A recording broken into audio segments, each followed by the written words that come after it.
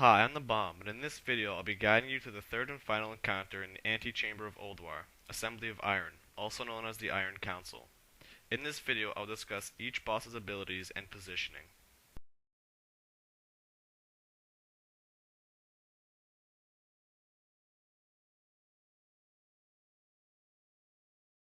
I'll begin with positioning.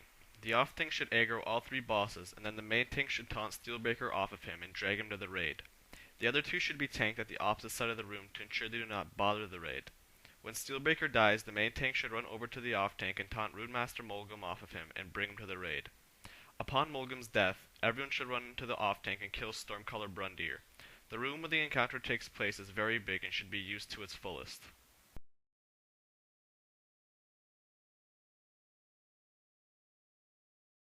Now we'll discuss each boss's abilities. When the fight begins and the raid is on Steelbreaker, there's not much to look out for. He only does two things, one being Fusion Punch. This is a damaging attack that hits his target for 18,850 to 21,150 nature damage on normal and up to 35,000 on heroic. After his Fusion Punch goes off, the tank will be left with a 4-second magic debuff that should be dispelled immediately because it does 15,000 nature damage every second for 4 seconds. His second and final ability is High Voltage. This is an aura that deals 1500 damage on normal and 30,000 on heroic to the whole raid every 3 seconds.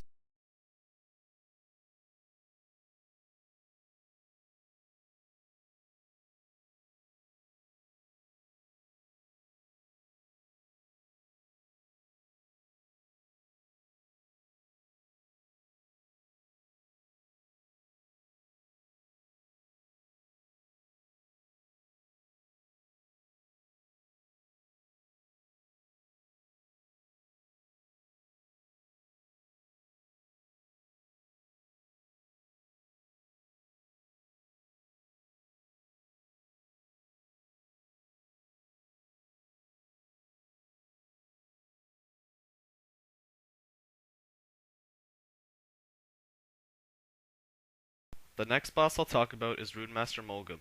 Like Steelbreaker, he has two main abilities. His first is Rune of Power.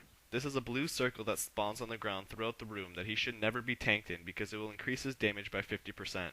However, the rune can be used by raid members to increase their own damage by 50%, which is very helpful in defeating Molgeim quickly. Melee will almost never be inside one of these runes because the boss will have to be tanked a few feet away from it, so he doesn't have the debuff, which results in melee being too far away to hit him.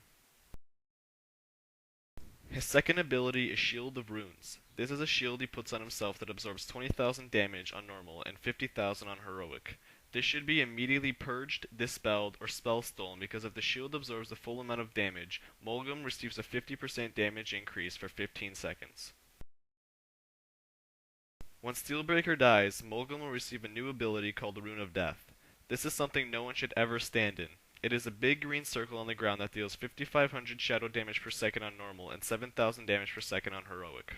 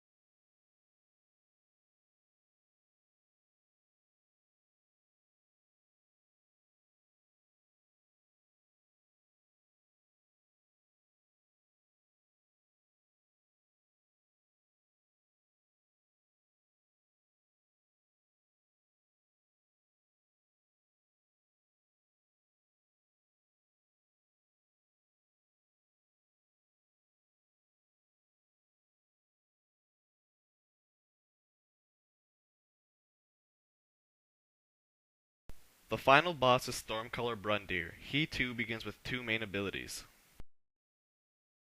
The first is Chain Lightning. This deals a decent amount of damage and can chain onto other raid members.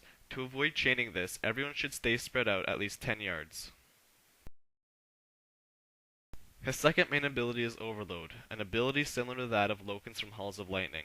When he is about to do this, an emote will appear on your screen that says, Stormcaller Brundir begins to overload, at which point he'll begin channeling the 6-second spell. Anyone within 20 yards of Brundir will be hit for 20,000 nature damage on normal and 25,000 nature damage on heroic. While he is casting this, he also gains Storm Shield, which deals 250 nature damage as well as grants immunity to stun effects. Upon Steelbreaker's death, Brundir will gain the Lightning Whirl ability. This is another channeled ability that deals a good amount of nature damage to all within his range. When he begins to do this, someone should immediately interrupt it. When Molgeim dies, Brundir obtains 2 more abilities. The first is Lightning Tendrils, as seen here. When he does this, he will float up into the air with the help of electrical beams. At this point, the whole raid should stay spread out and keep as far away from him as possible, because he will target random raid members and chase them, and they should kite him away. If someone gets close, he deals 3,000 nature damage per second on normal, and 5,000 damage on heroic. When he lands, his aggro resets, so DPS should wait a couple of seconds before attacking to allow tanks to get aggro. His second gained ability is a permanent Storm Shield. At this point, he will be permanently immune to stun effects. Prior to having 2 bosses dead, he was stunnable, but they had diminishing return.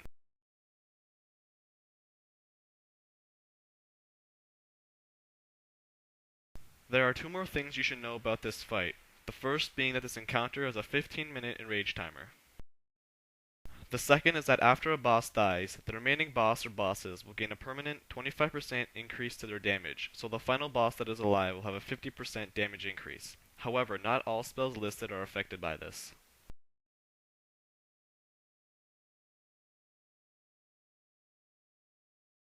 At this time, I'd like to thank you for watching and wish you luck on your encounter. If you have any questions regarding this boss or any other, feel free to ask unless I have not posted a video for it yet. If you'd like to add something to this video, feel free to post a video response or leave a comment below. Thanks and see you next time.